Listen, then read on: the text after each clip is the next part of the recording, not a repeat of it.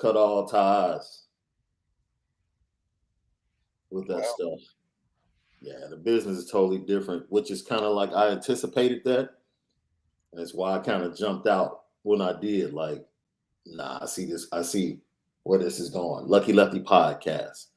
Your boy Shaun Davis at SD2 Mics. Malik Zaire. We're brought to you by Onora Whiskey. OnoraWhiskey.com is that premium American whiskey. OnoraWhiskey.com. And if you drink, indeed, make sure that you drink responsibly. Fantastic show today. We know what LL Nation wants to talk about. We fully expected, yes, the reveal of the Shamrock Series jersey. Fantastic. Great job by Notre Dame Media. We'll talk about that. Man, we got a little treat for LL Nation. We have a little treat for LL Nation this morning. Slight little treat. We'll get that to you. We're going to talk about our fall camp predictions as well. That's right. We'll get some recruiting updates from the BBQ on yesterday, and then some media day buzz from the Big Ten. We'll talk about that as well. Bro, let me ask you a question.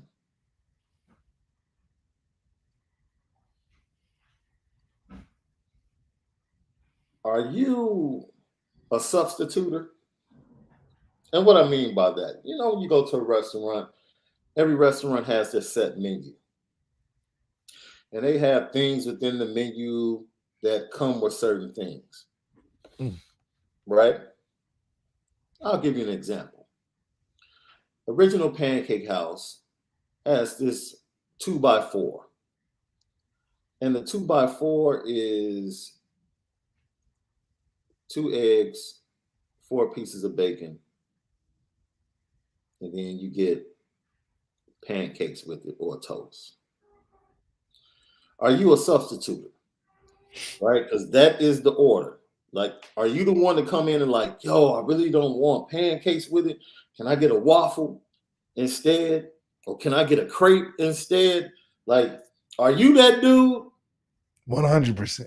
Oh, no, bro. You're killing me.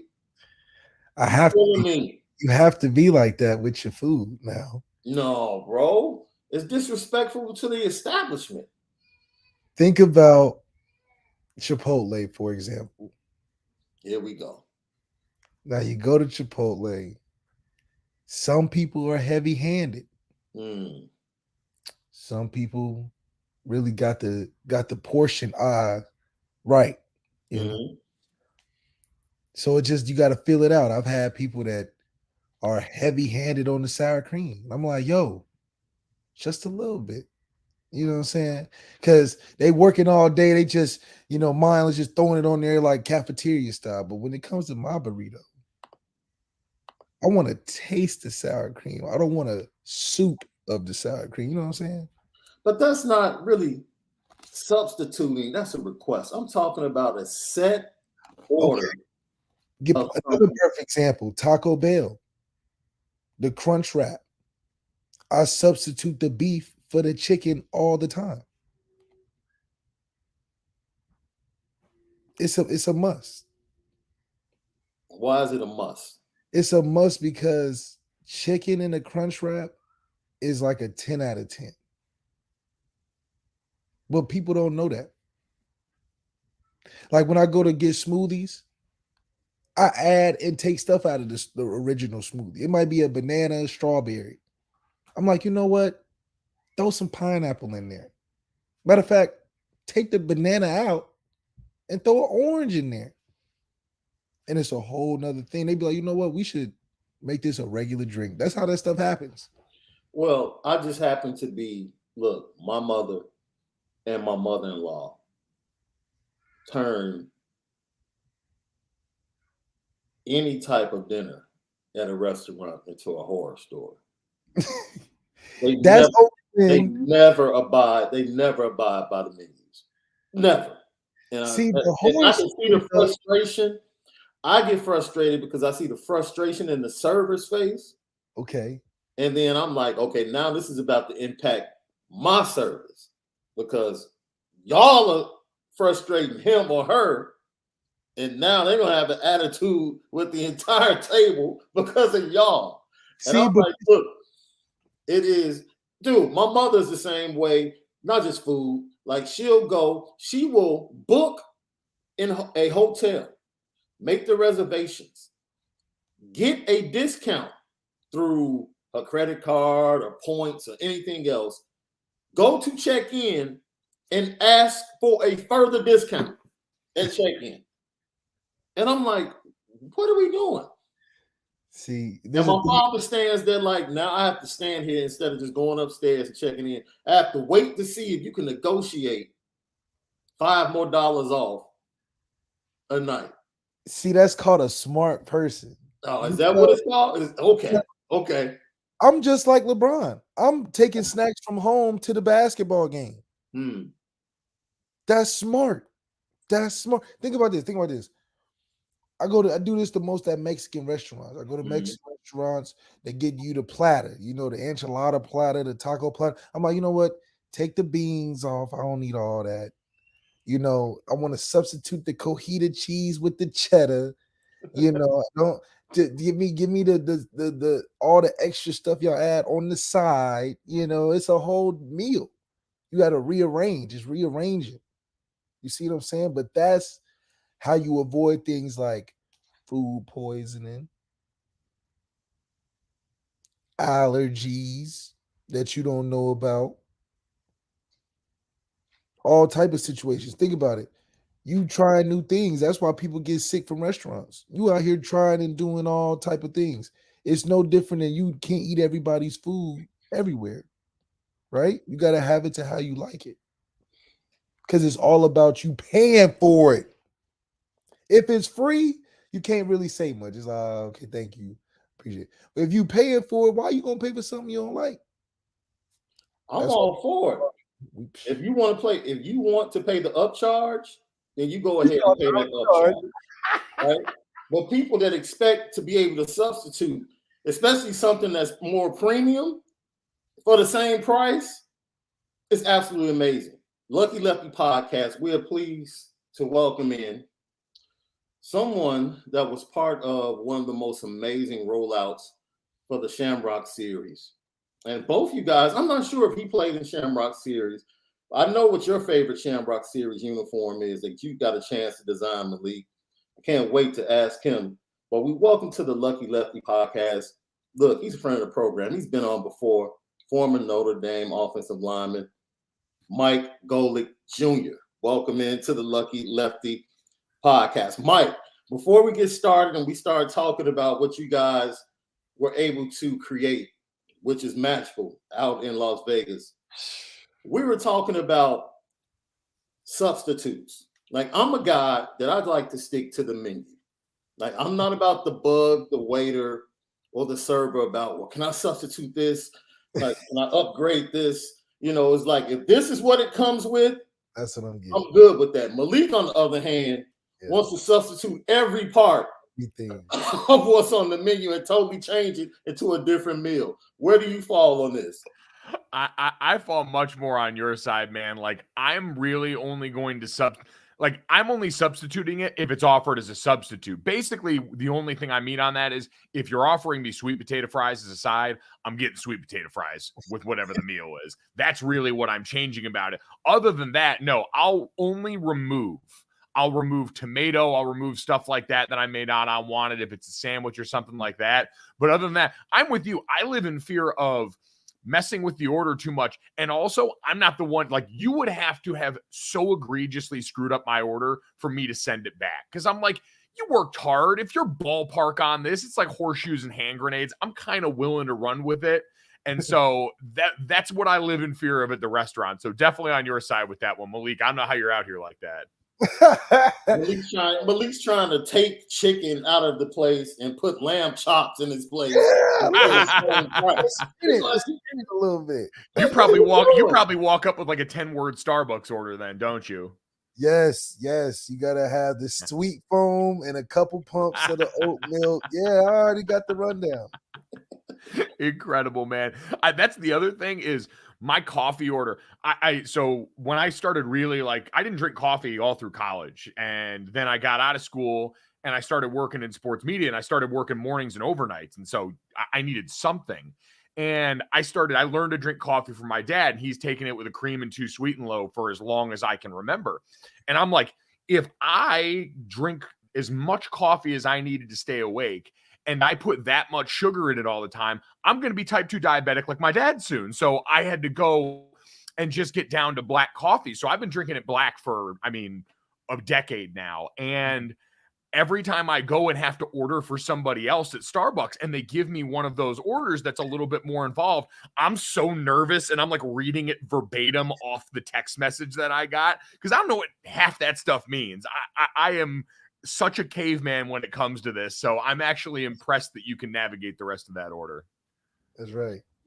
So, Mike, how did this come about on your end, along with your dad being involved with this project and the rollout for the Shamrock Series and the uniforms and the game out in the Allegiant Stadium against BYU out in Vegas? How did it come about, and how did Notre Dame approach you guys?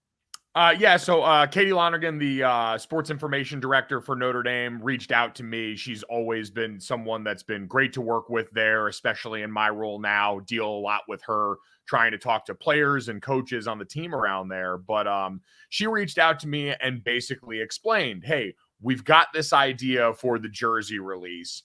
We think this could be pretty funny here. We wanted to see if you and your dad would be interested in hopping in this part. And she sent us over a little sample of the script. And my dad and I had both been monster fans of The Hangover for a long time. So was not a hard sellout for us. I was stunned that I wasn't typecast as Alan, considering that's the comparison I've been getting in The Hangover for years, being a bald bearded husky white guy.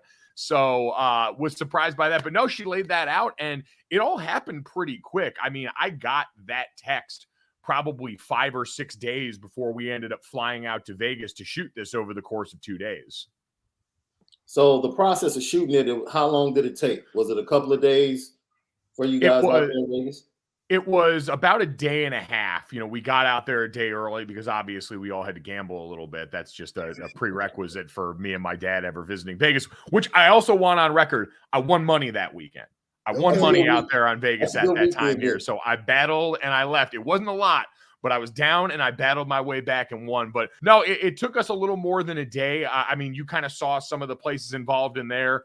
Obviously shot a bunch of what ended up being the end of that over at Allegiant, where they're going to be playing the game. Really cool to get to see the inside of that stadium for the first time, and just what a palace it is. Notre Dame fans are going to have a blast in there. They've got the club seating by the field that is actual club seating. They are tables that offer bottle service inside the stadium that line one of the end zones. So make sure, if you're a Notre Dame fan who's got the means, I would recommend it, because I know some friends who have sampled the goods and they have had a great time. But we shot some of it there. They shot their end portion at the top of one of the hotels. The part that me and Dad were involved with was awesome, is we got to drive out at like 6 a.m. to these dried out salt lakes that were like 40 minutes outside off the strip. And so it was like being in the movie, where at some point we're going down this road and you just turn right and go straight off the path and are driving into the desert. It was my favorite part. And you see, when me and Dad get back into the car and peel off, we had to film that part like 4 times. And the driver of the car that we were in was loving it. When they just told him, yeah, turn it and burn it, we had to he got so into it halfway through it that we would have to tap him every time and be like, you can stop and turn around now. We got to go back and film this again, as he just guns this thing and drives it another 20 minutes into the desert. That's so funny. Were you surprised about how well Marcus Freeman and the players kind of went along with it and was with the script? They were pretty good.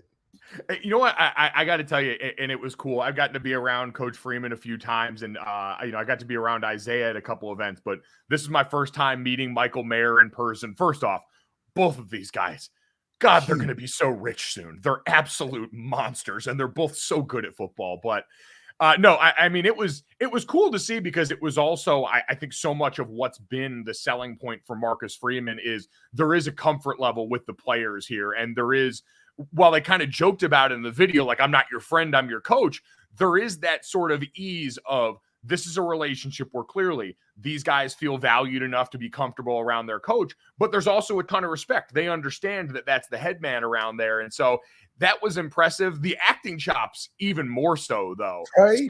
Someone said online, they're like, Mike Golic Jr. is ready for a daytime soap. Marcus Freeman might be ready for Netflix right now. He's got the stairs down. He's got the shades there. He's got the timing on it. It was really impressive. We got a 5-tool coach right now. We got a 5-tool coach right now when it comes to the acting chops.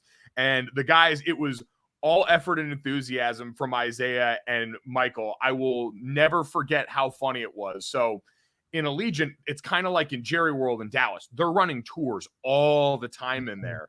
And so we're all worried because they're walking around in the uniforms that Notre Dame's trying not to make sure get leaked out here. They don't want people to see them before it's time. And there's just tours of people coming near where we are.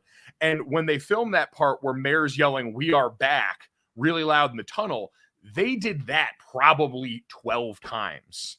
And so by the end of it, we're all like, yeah, everyone who's on that tour is going to be coming back telling a story like, yeah, I had a great time there, but this big kid wearing an all-white uniform just kept yelling in the south end zone the whole time. So it was, he took his role very seriously, and I think it showed for them, definitely. Lucky Lefty podcast, pleased to be joined by former Notre Dame offensive lineman Mike Golic Jr., talking about the rollout of the Shamrock Series uniform, and we can stay right there. Did you get an opportunity to wear a Shamrock Series uniform? And if so, which one was your favorite? So I got to, when I was at Notre Dame, I got to wear, I think 2. So I think we were the early days of the Shamrock Series. So that started when Brian Kelly got there. So 2010, we played Army at Yankee Stadium. We were the first football team to play a game in the new Yankee Stadium, which Notre Dame and Army have a ton of history in playing in the old Yankee Stadium. But with that game, it was just green jerseys. So we wore the green ones. It was cool. The next year, we played Maryland at FedEx Field in D.C., and that one was kind of cool. They had custom, they were hand-painted helmets that did small swirls into the goal with a shamrock. And again, just green jerseys, which were cool, and I liked those. Really controversial opinion. I actually liked the jerseys we got to wear my senior year in 2012. So that was the undefeated season. We were a good team. We got to go play Miami on the road at Soldier Field in Chicago, and we beat the holy hell out of them in that game, first off. That's one of my favorite helmets, by the way. It was awesome. So it was you saw it. So it was 1/4 gold, 3/4 blue with a white leprechaun on the side. And we had blue jerseys, blue pants with gold script. And I loved them. Those were, I think, some of the more controversial Shamrock Series uniforms. A lot of fans didn't like them. But I always say to people, we're not Oregon. We're not a lot of these schools that get alternate jerseys all the time and every week. We get a once-a-year shot to wear something different. And I appreciated that they went all the way and said, we're going to make this as different as possible. So that helmet's displayed proudly in the mantle. I loved that one. Now, we've had so many different changes with the Shamrock. Yeah.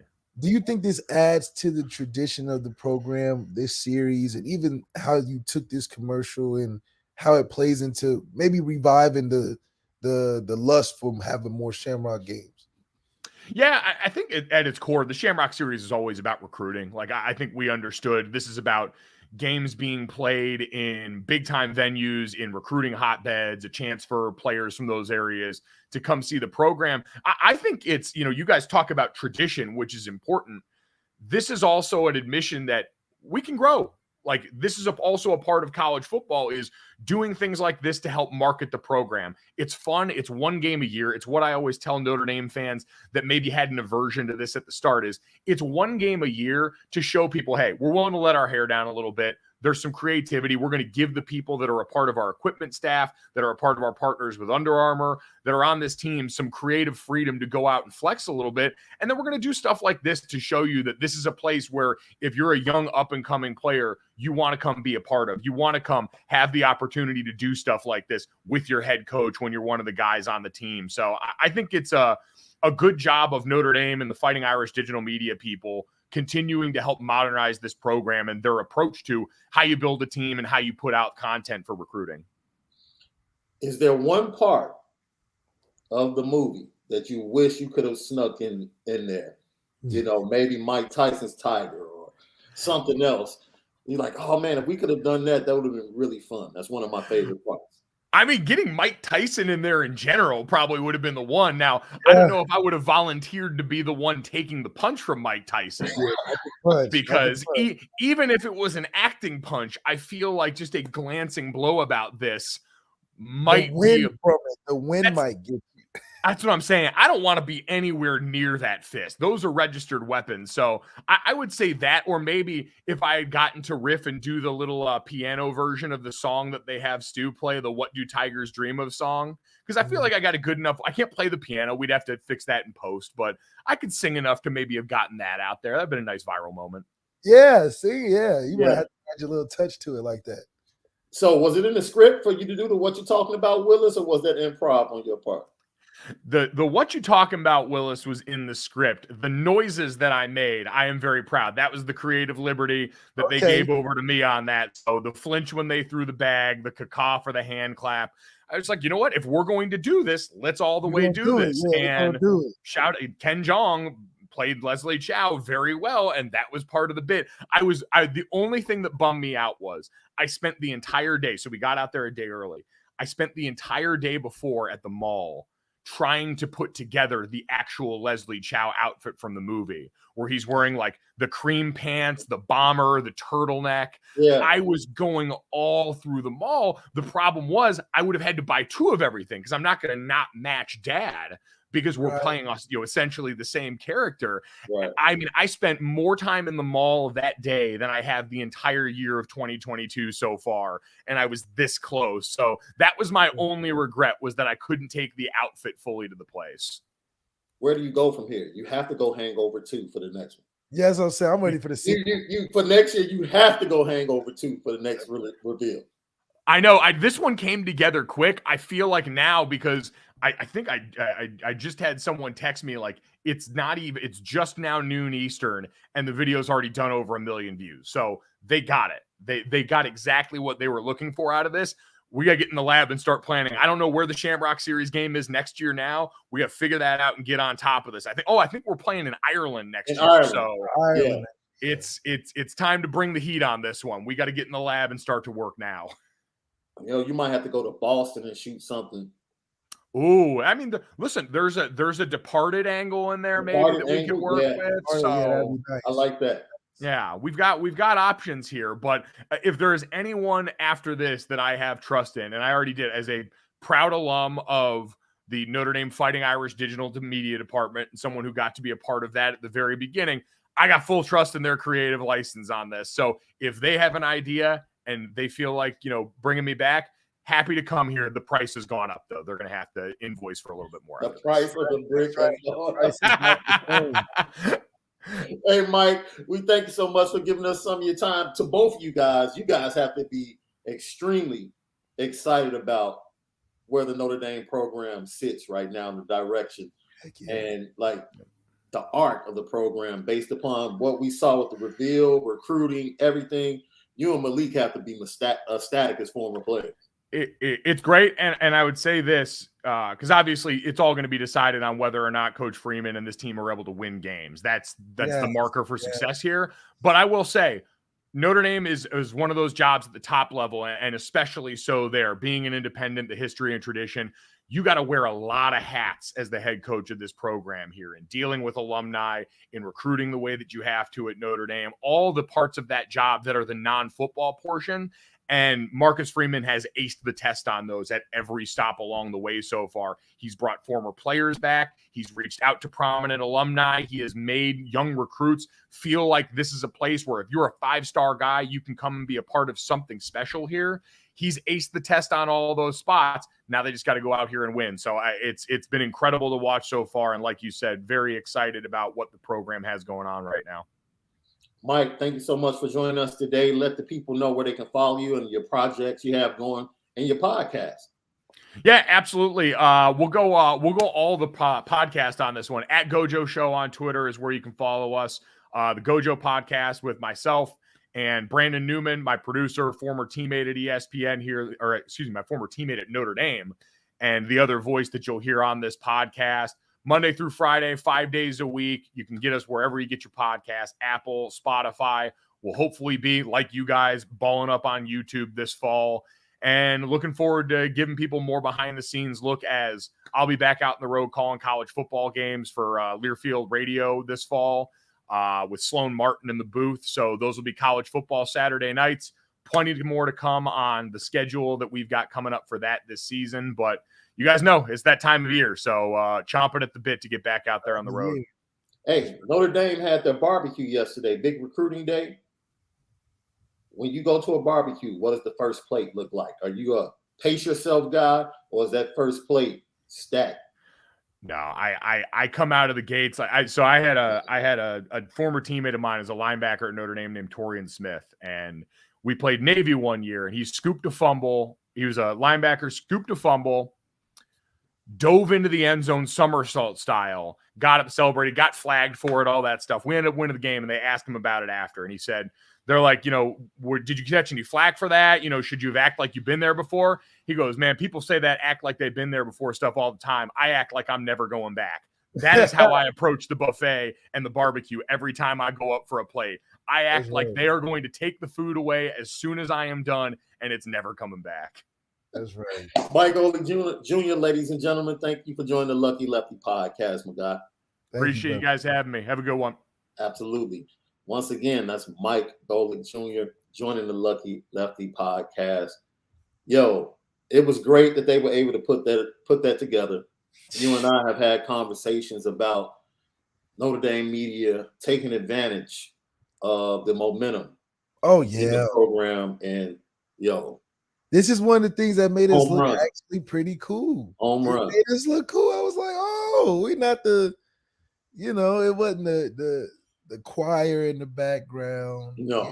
It wasn't the slow visions of the cut grass. And Yeah. this was actually something like people, even in urban society, could watch and not even be a Notre Dame football fan. Be like, that was pretty good. That was pretty good. Tyndall, thank you for chiming in. Yeah, Sons of Anarchy, Belfast. I can't wait. Now they've set the precedent. Yeah, like we got the precedent, bro. They have to take it every year wherever they go. It has to be bigger every year. Theme. It's gonna be Mission Impossible. Marcus Freeman jumping out the plane like Tom Cruise. Man, that's coming next. Don't let us win the championship. They're gonna have CGI. Yeah, Marcus Freeman and Will Smith side by side. You're not gonna know who. Maybe it's an action fighting scene in the jersey and come out or something. I'm waiting for it. They set the bar. Look, if they come to Chicago, we're shooting it at Harold's, bro. I'm letting you know. Be an episode of Power or something type. If they go back to New York, they definitely have to do like something with 50. Yeah, something with 50. Look, you got to start calling Steven Spielberg all the producers now. If they had gotten Mike Tyson. Yeah. In that don't let us win that first game, Ohio State. You're going to turn us into Notre Dame Hollywood over there. Man, Lucky Lefty podcast. So let's talk about, let's call it audible right quick because we're going to talk about this later in the show. Let's go ahead and give our predictions / preseason awards. Let's do that. All right. Give me your preseason MVP, bro. Give me your preseason MVP. My preseason MVP is tied to the way we're going to take off, and that's by Tyler Buckner being in New York. Tyler Buckner's got to be the team MVP. If he take us to New York, okay, he got to be the best player on the team. Damn near. I'm going to go ahead and say Michael Mayer. Yeah. Michael Mayer is going to be the team MVP. Okay. On the offensive side. This is for the offense. He's definitely going to be the offensive MVP. I'm looking for more yards per reception, less drops, more touchdowns. I'm not really stuck on receptions. Like people think you can go up to 95 receptions. Okay. No. More yards per reception, less drops, especially in big moments, and more touchdowns. Yeah, I think I'd like to see him be a bigger play tight end his average per catch should be like Eifert's was at least plus 15. Mm-hmm. I mean, so put him in a position like that, you really got something in. All right. Offensive breakout player of the year. Offensive breakout player of the year I have would be Lorenzo Styles. Lorenzo Styles has to be the breakout player of the year because it's important for him to be the guy that's next up. Michael Mayer is leaving out after this next year. So the breakout player of who the next guy is going to be, in my opinion, in the position he's in, is Lorenzo Styles. He's going to be the guy that people are going to have to watch out for the year to come.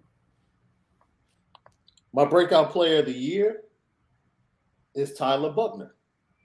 I don't know if I'll have him in New York, but I think Tyler Buckner is going to take that next step. I saw enough in the spring for him to differentiate himself from Drew Pine. And I think his ability, not just to run, but his ability to extend plays with the weapons is going to be able to create some magic for that Notre Dame offense, some off-script plays. Like, we know Notre Dame by script can line up and score 35 points. It's the off-script plays that give you an extra maybe 7 to 10 points a game. The only reason why I didn't give Tyler Buckner breakout player is the same reason I didn't like the way it was when they gave John Morant the most improved player. It's like kind of awkward. It's like he's the star of the team. He shouldn't be the most improved. He should be the guy that's leading the front. If you coming from the back, that means we wasn't expecting you, you know. So I think your quarterback, just from the position alone, can't be your breakout if you're talking national championship. Man, Deion Colzie getting a lot of love from LL Nation as the breakout player of the year. That would be wonderful as well. Hell yeah, if another receiver. His eyes in the red zone, that would be wonderful if he had a breakout season. Most improved player. My most improved player, I would just say, as a group, would be the offensive line. I think that as a unit,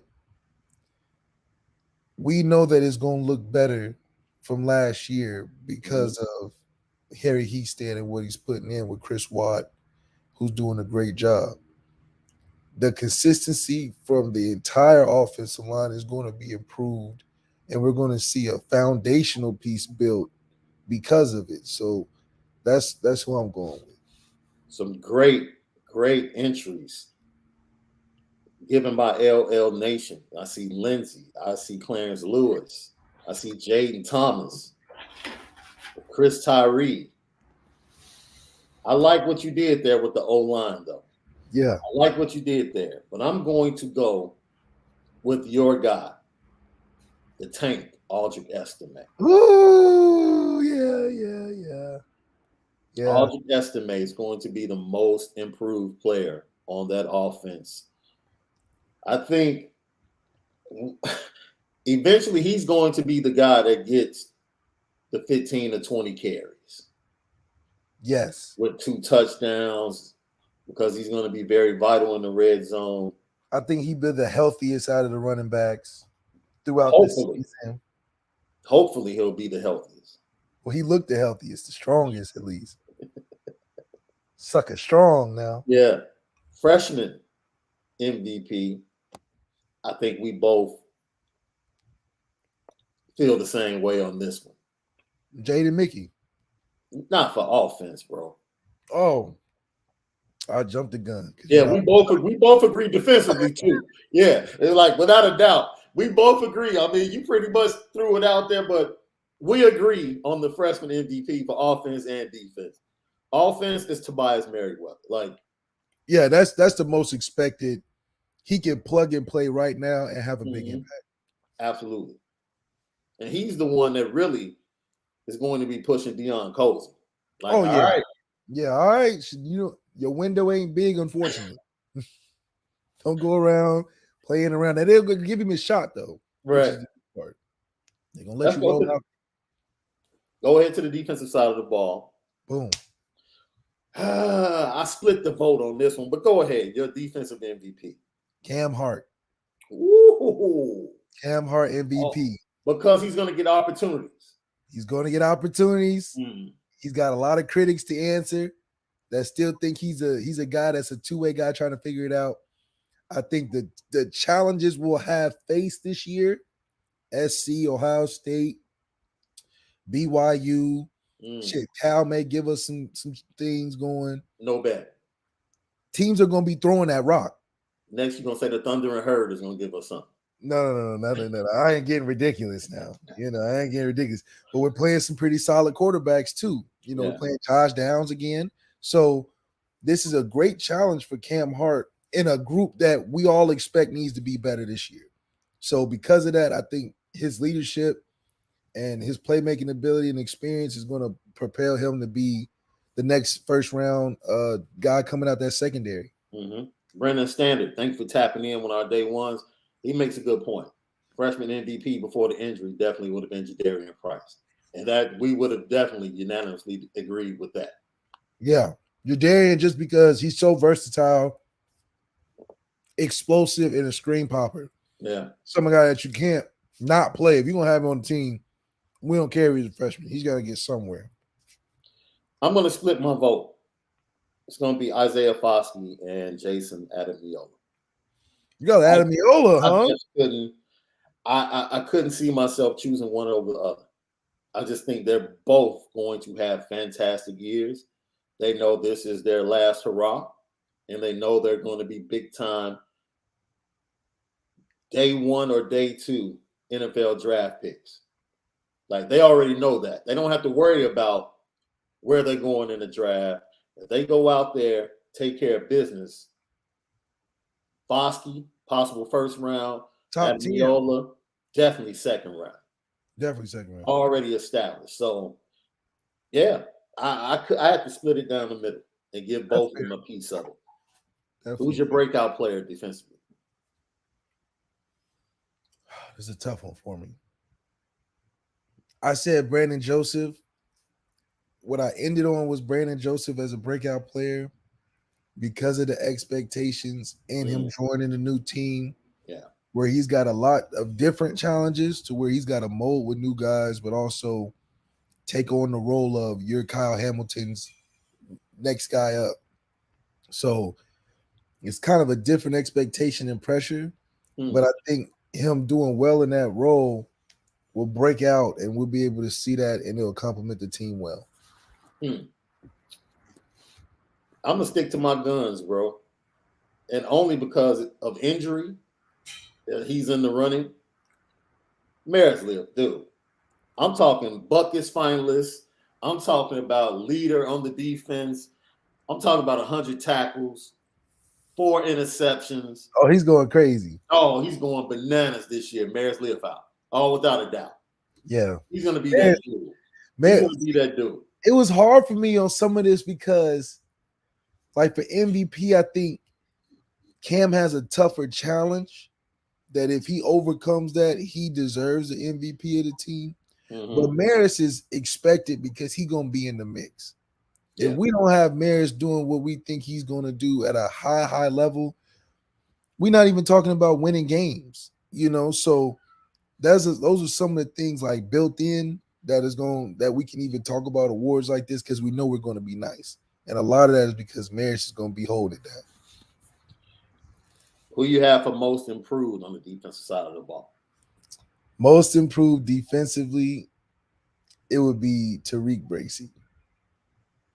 I think Tariq Bracy improving from year 1 to year 2 in a position, in my opinion, is hard to play with a slot and a lot of top guys. Second year now. This is second year being that slot guy.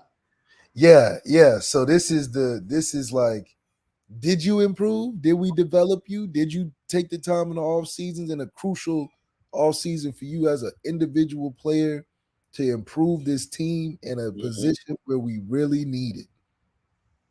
Like, my awards are coming from positions of really needed. Yeah. Like if we are going to win a national championship, it's going to be because we really need the secondary to step up to the point where he became the MVP of that side, you know. So Tariq Bracy will make that secondary improvement drastically different if he makes that jump from year 1 to year 2. This was the toughest decision for me, bro. Really? So many candidates. It's a lot. Right? Because part of me wanted to go Riley Mills. Yes. Like, and you wouldn't be wrong. And you wouldn't be wrong. Part of me wanted to take Riley Mills. Then another part of me wanted to say Houston Griffith. Right? We gotta see. You gotta see. And then it's easy to say Clarence Lewis, right? Yeah. Take a step forward. But he might not even be out there sometime, you know. So and then, we gotta talk about guys that go beyond. I'll keep it a buck from what I saw during the spring, both of the interior guys, Jacob Lacey and Howard Cross. Yeah. Just, man, they made plays over and over and over again. But I'm going to go off the reservation a little bit, bro. Oh. I'm going Ramon Henderson. A senior? No, he's just a junior. Oh, I thought he was going to be a senior. He's just a junior. Ramon Henderson. I'm going to go with Ramon. Wow. Razor Ramon. Now, why is that? I just think he was always around the ball last year, but he really didn't know what the hell he was doing. You know what I'm saying? And he got that Nick Coleman thing going on because Nick Coleman used to be there every time. Oh man, don't even remind me. Nick Coleman used to get beat so much, but it would be like, it'd be like, just turn around. Yes, put your hand up. Yes, yes. The only time I saw Nick Coleman without a doubt was at Texas 2000. Yeah, that was about Yeah, it wasn't even close. It was like, okay. Yeah. I mean, but other than that, I mean, he was there. You know, he was there. And I just decided to be different with that pick. Yeah, like that's a solid pick. Immediately Riley Mills jumped to the front. Right. Like, okay, it's Riley Mills, right? You might even say Jordan Botelho. Yeah. Could be most improved. Because he was, he was going through his Aaron Lynch stage. Yeah. Yeah. So, like I said, the interior guys, what they were able to do during the spring really impressed me. Yeah, somebody like Jason Onye, who was really not spoken about. But man, that's a big boy. That's right. That's a big boy. And if he comes on, along with, you know what? I might have to think about this. Go ahead. Let's talk about it. Freshman MVP. Go ahead. Who's your freshman MVP? You know who it is. And our guy Mickey. I'm going to pull my vote back. I'm going to pull it back. It's going to be interesting. I'm going to pull it back, bro, because I have to state my case for Tyson Ford. I have to state my case for Tyson. All right now. Because Tyson Ford, I like Tyson Ford. I have to state my case for Tyson Ford. He will be in the mix. Yes. At some time during the season. And when they decide he's ready, I believe he's going to be ready. Yeah. You feel me? He's like a John Henry character, like just a big, strong man, massive dude. And he got the personality of a big, strong, massive dude. So I'm like, he's gonna go out there and do something crazy. Yeah. He's more of like a Foskey. You can say that.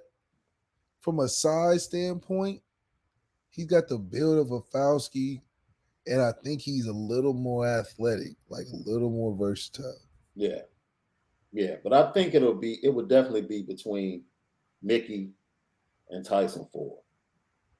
The linebackers, I don't think special teams, they're definitely going to make an impact. Oh, yeah. Going to make an impact. I don't know if they're ready. First of all, this is the beautiful thing. If healthy, you don't need that heralded 22 linebacker class. No. You don't need them. You can allow them to develop and watch, get a year under their belt, make an impact on special teams, because you still have Kaiser, Bertrand coming back, right? And I think Bertrand puts his name in the most improved just based off of his last interview. Yeah. No, facts. I mean, that right there could be a candidate from just how detailed and understanding he knew of where he needed to be. So yesterday was the barbecue. I'm not gonna tell you, I'll tell you offline what Cam Williams said. I'll just leave it at this. It might have been some raisins and some of that potato salad. That's all I'll leave it at that. You're gonna get that because Notre Dame is a healthy place now. They 45 minutes. Oh man, I'll leave it at that. Yeah. You probably experienced some new ways to make chicken over there. Oh man. So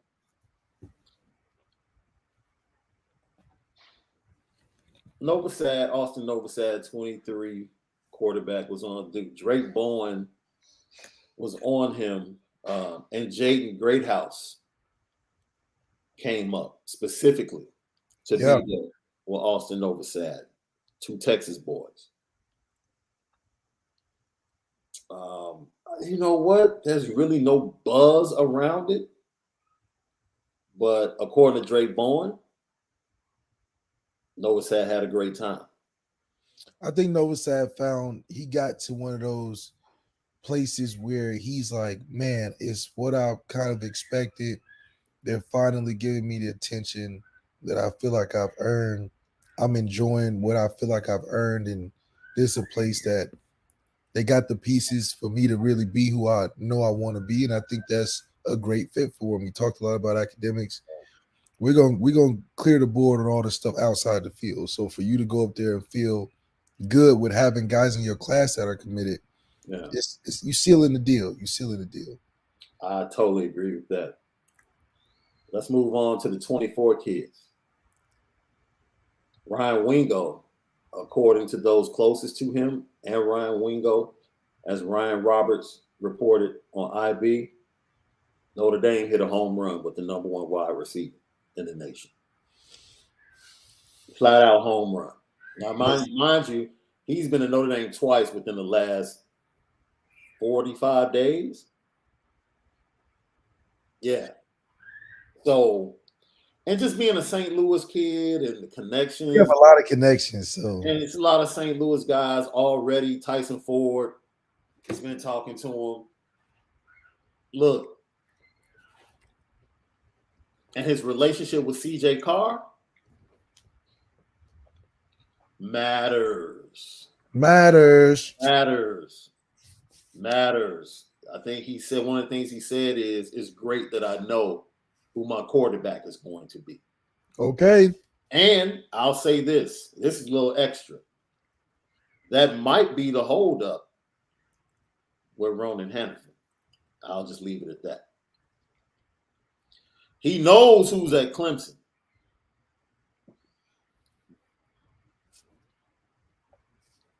Because he spent the majority of his recruitment believing that a certain quarterback was going to be in South Bend. I'm just saying. What's also interesting, though, you have to give credit to Marcus Freeman and Tommy Reese for jumping on what held back, in a lot of cases, the class this year. Oh, absolutely. They still were able to put up the number 1 class. No, I'm saying in terms of grabbing the top quarterback early. Yeah. Now we're not having to worry about if this receiver going to come, we got to depend on the quarter. And that's what held us up in a spectacular year last year. Yeah. We having a spectacular year this year offensively, specifically because we have the guy that brings all the guys. Yeah. We are the plug. Yeah. We used to have to go out here and try to search for the plug. We the plug now. Yeah. We got the guy that brings the guys. So now Ronan Hannafin situations are rubbed out early. Yeah. Early. Yeah. Look at USC. USC got number 1 quarterback. Guess what? They got Zach Branch, the number 1 receiver. Yeah. We got CJ Carr, 5-star quarterback. That can bring a lot of top receivers where we don't have to roll out too many red carpets. He's like, look who we got throwing it. We got this TB, CJ, Austin Nova said, hey. All of that. They don't like running like that. Look. All right.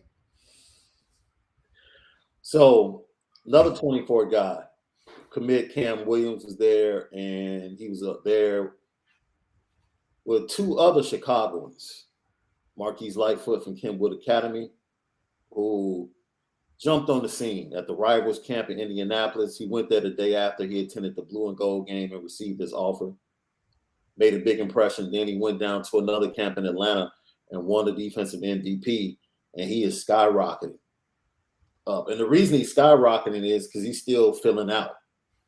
But the thing about this kid, 6'5", 220, linebacker, pass rusher, just can do everything, can play like 3 different positions. Wingspan is like 6'10".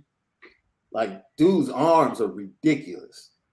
And somebody asked me last night, do you think he is a take? And I'm like, look, I don't know what's in the minds of the coaching staff, but what I will tell you is that, like, this kid he's a real deal. That's what you love to hear.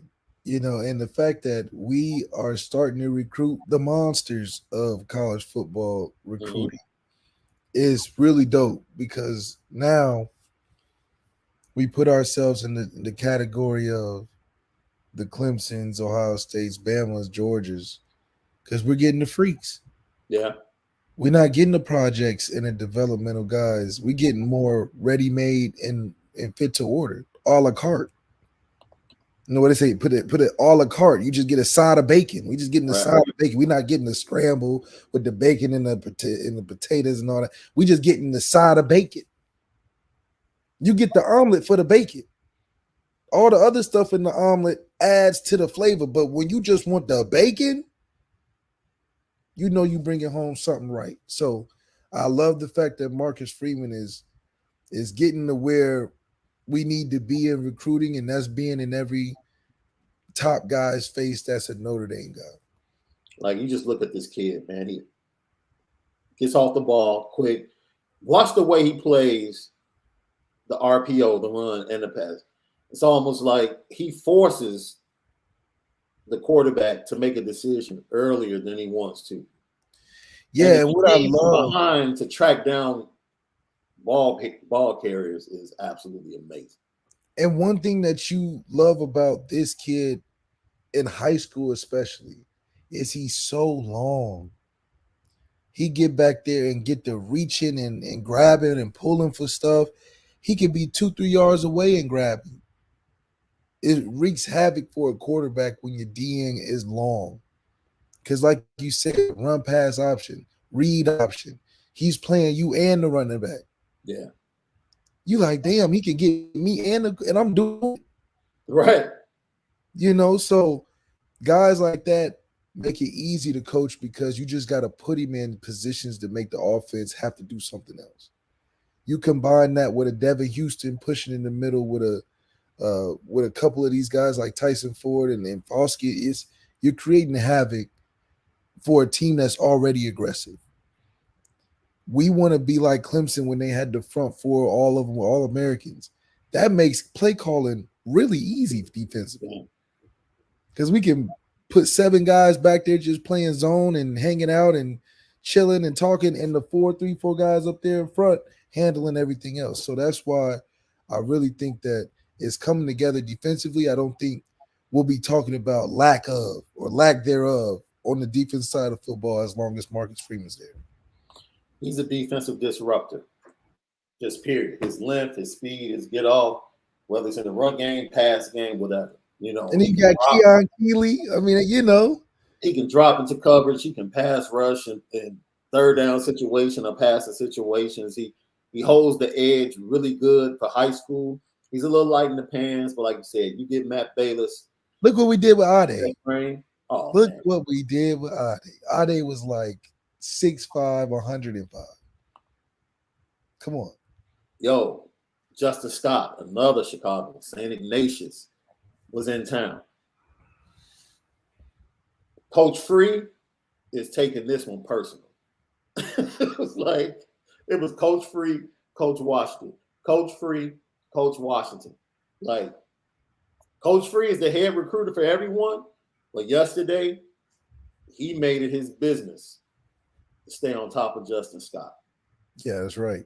Marcus Freeman knows what's important, and he ain't afraid to get his hand in there, which is great because he's also not afraid to lose the recruit. Mm-hmm. A lot of times when you get famous as a coach, you don't want to stick your hand in there because if you lose it, it just look bad. Yeah, yeah. Marcus Freeman, like, look, I ain't, what's up?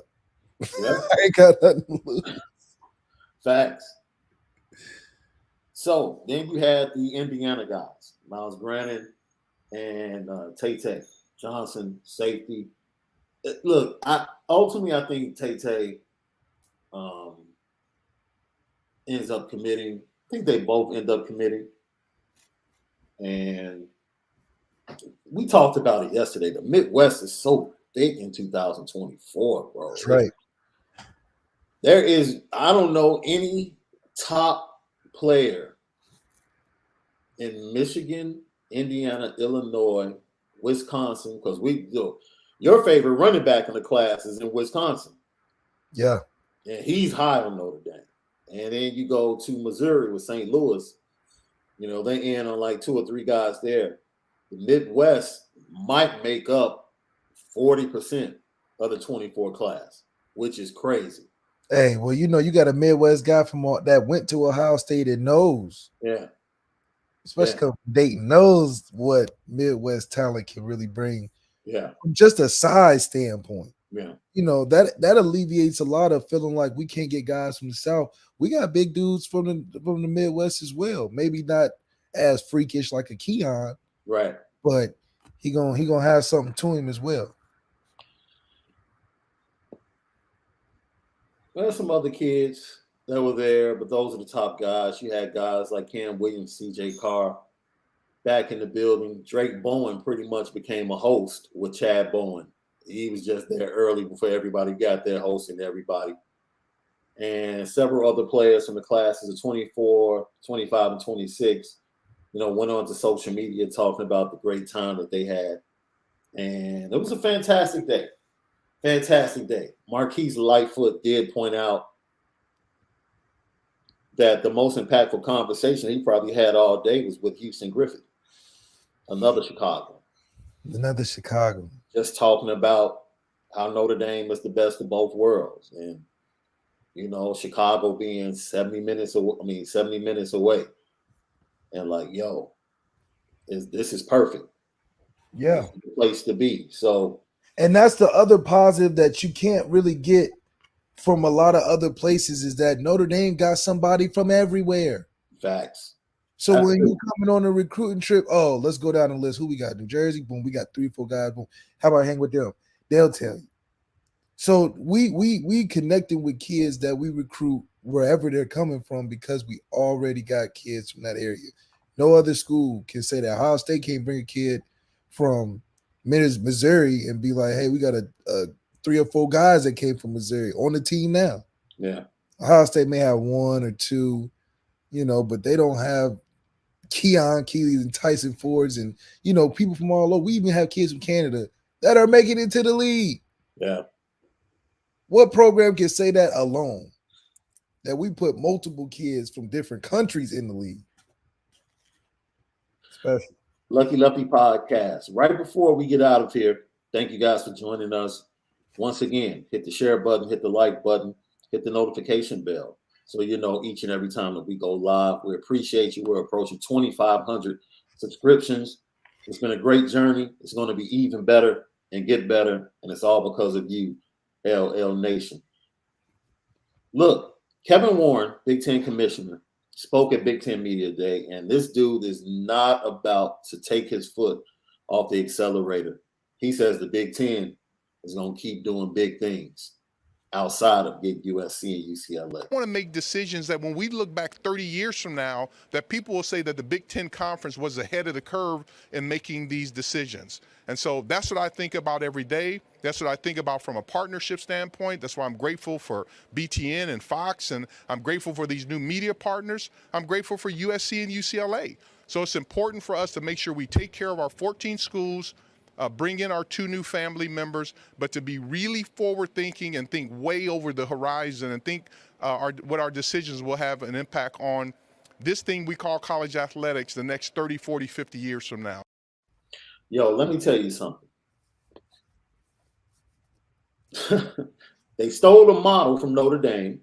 Of course. 1. They're coast to coast, number 2. Number 3, they have the 11 o'clock games. They have the 3 o'clock games on ABC and ESPN. And now they have the 7 o'clock game out on the West Coast. Like, I have to tip my cap because, you know, everybody wants to talk SEC and the new media deal that they're about to get from Fox. If ESPN wants to hang in there with them. For that money, though. Fox want to be the number 1. Man, I'm telling you, Big Ten Network, they're going to have 2 or 3 games. They're going to have some games. Yo, every team in the conference is going to be on national TV.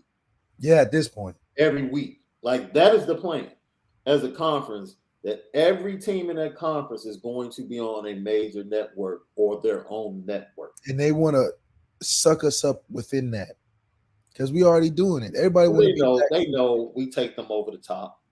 Everybody wants to be Jack Swarbrick and be the guy that's setting the trend. Yeah. Jack Swarbrick has been putting Notre Dame in the forefront where he's become a pioneer in some of these moves to where now these conference heads want to make the same moves, but it's hard because you're in a conference. As an independent, we're moving freely, making deals, doing this and that, showing you the way by ourselves to the point where now, because of these super conferences forming, y'all want to make the same moves money-wise from TV deals, this, that, and the third, which is why at this point everybody's on big television. We've been there, done that. Yeah. So with us, if anything, we're partnering with somebody. We wouldn't want to lose what we were moving ahead with only because we've been doing it and showing you how to do it. You took it from us. You took it from us. Like Notre Dame. The model is Notre Dame's. Yep. Coast to coast schedule, which improves recruiting and the business model, schedule model. They took it from Notre Dame. You know what time it is.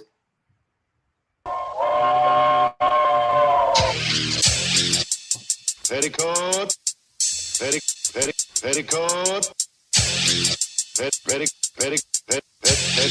Petticoat Junction. It's time to get petty. Oh, we did a good job executing. Are you upset with something? And fire up the Petticoat Junction train. I just don't like you. You don't? No. What is today's petty historic Petty Junction?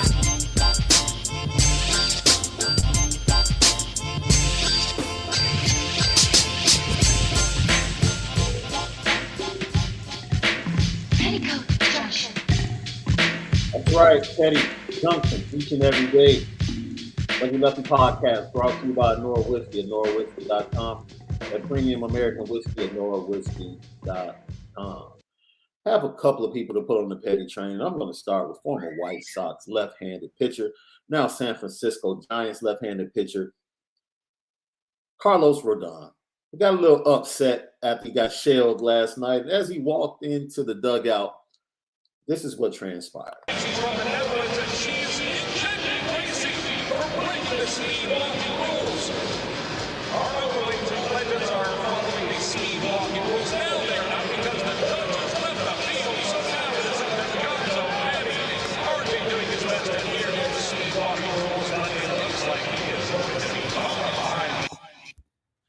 So he's mad. He comes in, he kicks the bat. The bat hits the knee of Thairo Estrada, his teammate. And now Estrada is day to day. They actually have to go in and examine a knee. And yeah, dude. Like he really hurt for real. Like, you're a goofy, Joe. I had to say it in Chicago terms. And when it rains, it pours, man. When you so mad, you so mad that it literally affects somebody else. And then it's to the point it's so embarrassing. Everybody looking at you like, come on, bro. You an adult, bro. Get it together, bro. Yo. Get it together, bro. And then tight end from the Michigan Wolverines, Eric All. Michigan is talking so much trash, bro. It's really irritating. Like, Front runners, man. He's like you, bro. He's a Central Ohio kid. But yesterday, oh my goodness, Central Ohio. He just felt like he had to talk trash towards the Buckeyes yesterday.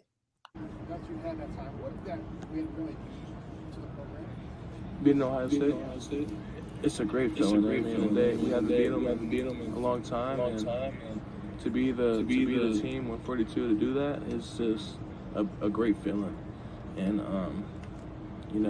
feels like we accomplished a lot and ready to get it back out there and do it again.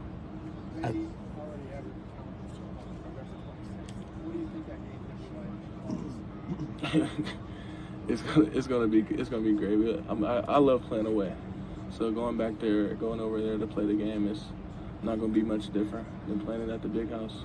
Were you surprised the way you handled that, especially the lines last year? My bad, I can't quit. Were you surprised the way that your lines on both sides of the ball really dominated Ohio State? I wasn't surprised. I don't know. I watch a lot of film, and I watched a lot of film last too, and practice with the guys that is just we were expecting to do what we did, and we're going to be doing the same thing, expecting the same thing this upcoming year. So, come on, man. Look, hey, man. You know, if I were a Buckeye fan today, I would pull up the previous 10 years of Ohio State and Michigan matchups. Like, really, dude? Really? Like, everything had to work. You had to get the snow. Had to get this snow, number one. And the wind to impact our passing game. Number two, you had to be at home. Number three, you had to have a duo of really good pass rushers. Like, everything had to work. Right? And you had to. That's why they say if you can't count it once, because the first time's lucky. Yeah. Yeah. Like, everything had to be set up for Michigan to be successful. And you want to sit here and act like this is what y'all do? Like, I'm not shocked. See, you know what I love about it though is that Michigan always does this team 100, et cetera, et cetera. But these are about 50, 60 teams deep, no championships. I know. So you keep counting, is that 140 teams since y'all won one? Or what are we talking about? You know, meanwhile, the head coach is up there talking about adopting kids at Big Ten Media Day. Man, go win some games. Yeah, go win some games. Go win some games. You only here to talk about winning games. You talk about other stuff. They do. At least we out here recruiting music videos that look like movies. You know what I'm saying? This dude was flirting with the Chicago Bears and Minnesota Vikings months ago, and now you want to act like you want to adopt children of your players. Like, man, stop. We don't buy the hype at the Lucky Lefty podcast. We don't believe you. You need more people. Lucky Lefty podcast, man. We spin it different. Thanks to Mike Golic Jr. for joining the show today. Thank you, LL Nation, for making it what it is each and every day, same time. You all were crazy in the chat today. That's right. Especially when we were going through our preseason predictions and awards. And some interesting comments as well. As always, we'll reply to the comments for people that watch after the show. Hit the share button. Hit the like button. Hit the like button. Most of all, hit the notification bell. So you will know every time Lucky Lefty is ready to go live. For the original Lucky Lefty, Malik Zaire, I'm Shaun Davis. You can follow him at Overtime Malik and Malik Zaire 8 on Twitter, at SD2 Mics on all social media platforms. We'll see you guys tomorrow, same time, for another great episode of the Lucky Lefty podcast. Spend it different today.